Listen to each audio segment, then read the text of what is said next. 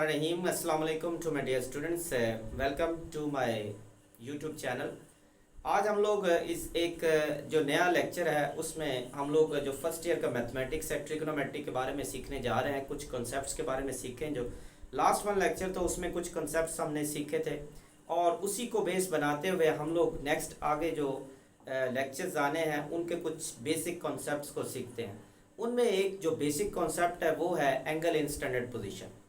याद रखिएगा, जब तक आप इन लेक्चर्स को नहीं सुनेंगे, वॉच अच्छी तरह करेंगे, तब तक आपको नेक्स्ट आने वाले लेक्चर्स की समझ भी नहीं आएगी। जितने प्रॉब्लम्स होंगे वो इससे रिलेट करेंगे। अच्छा, जो ये वाला हमारा कॉन्सेप्ट होगा आज का, एंगल इन स्टैंडर्ड पोजीशन होगा।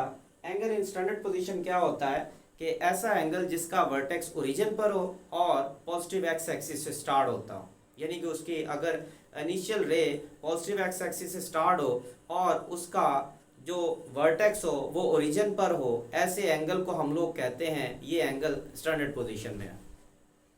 An angle whose vertex is origin and initial ray is at positive x-axis, such angle is in standard position.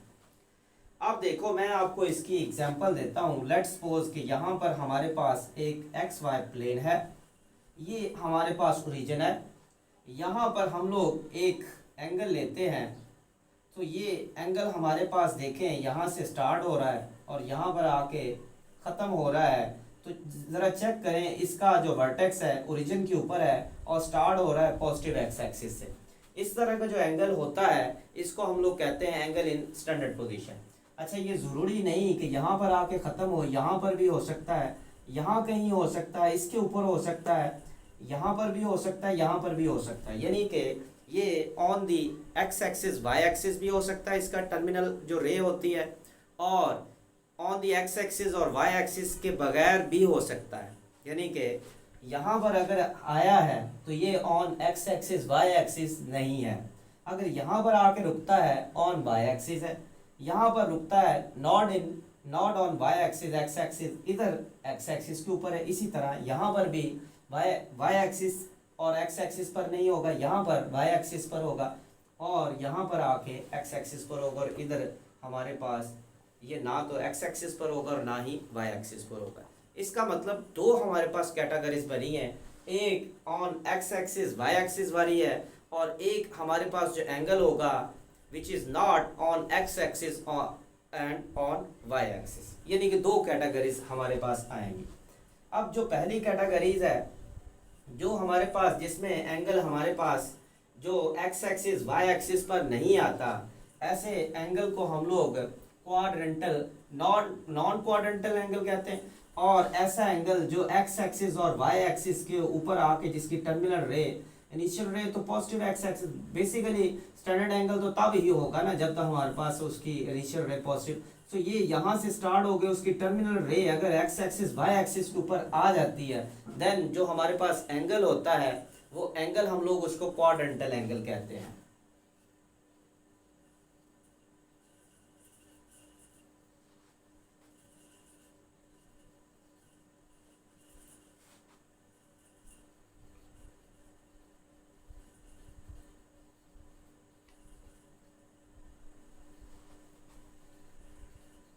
दो तरह के एंगल होंगे, क्वाड्रेंटल और नॉन क्वाड्रेंटल।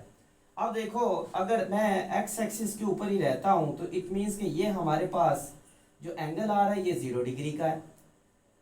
अब यहाँ पर जो हमारे पास एंगल होगा, ये एंगल जो होगा 0 डिग्री का नहीं होगा, more than 0 degree and less than 90 degree. यानी कि 0 डिग्री और 90 डिग्री के बिटवीन जो होगा उसको हम लोग कहते हैं नॉन क्वाड्रेंटल एंगल। इस तरह अगर वाई एक्सिस यहाँ पर आके 90 डिग्री के ऊपर हो जाता है तो इसको हम लोग कहते हैं ये क्वाड्रेंटल। यहाँ पर कुछ ना कुछ ऐड करते हैं, यहाँ आ जाता है तो फिर से ये नॉन क्वाड्रेंटल, और ये हमारे पास एक्स एक्सिस के ऊपर दोबारा आ जाए तो ये क्वाड्रेंटल होगा। यानी कि जो फर्स्ट क्वाड होता है ये 0 डिग्री और 90 डिग्री के बिटवीन होता है। यानी कि आप कह सकते हैं जो थीटा यहाँ होगा वो 0 और 90 डिग्री के बिटवीन होगा। जो सेकंड वन क्वाड होता है ये वाला हमारे पास 90 डिग्री और 180 डिग्री के बिटवीन होता है, ये वाला जो सेकंड वाला। इस तरह जो थर्ड वाला होता है ये 180 डिग्री से ग्रेटर होगा और 270 से लेस होगा। इसी तरह फोर्थ वन जो हमारे पास होगा ये 270 से ग्रेटर होगा और लेस देन 360 हमारे पास आएगा। अब ज़रा मैं आपको बता देता हूँ कि क्वाड्रेंटल एंगल्स कौन से होंगे। यानी कि हमारे पास जो क्वाड्रेंटल एंगल्स होंगे वो हमारे पास होंगे 0 डिग्री। अब देखें ये हमारे पास जो एंगल जब हम लोग लेंगे कोई भी एंगल इन स्टैंडर्ड पोजीशन लेंगे तो ये एंटी क्लॉकवाइज भी चल सकता है, ये क्लॉकवाइज भी चल सकता है। यानी कि इस साइड पर चलेगा तो ये क्लॉकवाइज होगा, इस साइड पर चलेगा तो ये एंटी क्लॉकवाइज होगा। यानी कि पॉजिटिव नेगेटिव दोनों ही आ सकते हैं। अच्छा ये ज़रूरी नहीं है कि एक इस तरह से राउंड लगाया और मुकम्मल हो गया, एक ही हो मुकम्मल 360 पर, आप आगे भी चल सकते। 360 में ऐड करेंगे 90 तो कितना हो जाएगा, ये हमारे पास 450, यानी कि 450 भी हमारे पास क्वाड्रेंटल एंगल ही होगा। इसी तरह फिर से यहाँ पर एक राउंड लगा के आए -360, फिर से लगाएंगे यहाँ पर आएगा -90 -350 60, तो ये भी -450। तो इस तरह से जैसे जैसे आप इसके रोटेशन करते जाएंगे और एक्स एक्सिस वाई एक्सिस पर आके आप टर्मिनेटिंग एंगल रे लेते जाएंगे तो ये हमारे पास क्वाड्रेंटल एंगल्स बनते जाएंगे। यानी कि 0 positive negative 90 degree, positive negative 180 degree, positive negative 270 degree, positive negative 360 degree and so on. इसको आप अगर रेडियन में लिखना चाहें तो रेडियन में भी लिख सकते हैं। Positive negative π/2, positive negative pi, positive negative 3π/2, positive negative 2π and so. इसका मतलब यहाँ पर हमारे पास जो जनरेटर बन रहा है वो ये है कि यानी कि 90 हम लोग ऐड करते जा रहे हैं। ये जो हमारे पास है 90 को 2 से मल्टीप्लाई करेंगे 180, 3 से करेंगे 270, 4 से करेंगे 360, यानी कि ये जो हमारे पास इसका जनरेटर बन रहा है वो हमारे पास आ रहा है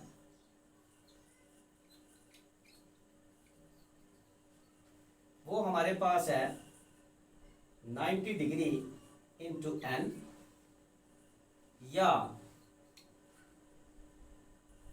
n इंटू π/2। यानी कि अगर यहां पर आप n की जगह यहां पर आप लिख भी सकते हैं where n belongs to n belongs to integers. यहां पर आप 0 पुट करते हैं तो 0 आ जाएगा, n की जगह 1 पुट करेंगे तो +90, -1 पुट करेंगे तो -90, यानी कि जो भी आप पुट करते जाएंगे वैसे ही आपको क्वाड्रेंटल एंगल मिलता जाएगा। इसको हम लोग कहते हैं ये इसका जनरेटर है। सो ये तो था क्वाड्रेंटल एंगल। इसी तरह एक होता है non quadrantal angle. So non quadrantal मैंने आपको बताया है कि यहाँ से जब आप चलेंगे 0 से 90 के बिटवीन अगर रुक जाता है तो इसको हम लोग कहते हैं नॉन क्वाड्रेंटल एंगल। यानी कि 0 में कुछ ऐड किया लेकिन वो जो ऐड किया वो 0 और 90 के बिटवीन है, यानी कि उसको हम लोग एक्यूट एंगल कहेंगे। सो फिर इसी तरह यहाँ पर 90 में कुछ ऐड किया लेकिन वो जो 90 में ऐड कर रहे हैं वो कुल 90 नहीं है, 90 जो कुछ ऐड कर रहे हैं वो 0 और 90 के बिटवीन है। सो अगेन वो हमारे पास एक्यूट एंगल यहाँ पर आके, सो ये हमारे पास फिर नॉन क्वाड्रेंटल एंगल्स कौन से होंगे।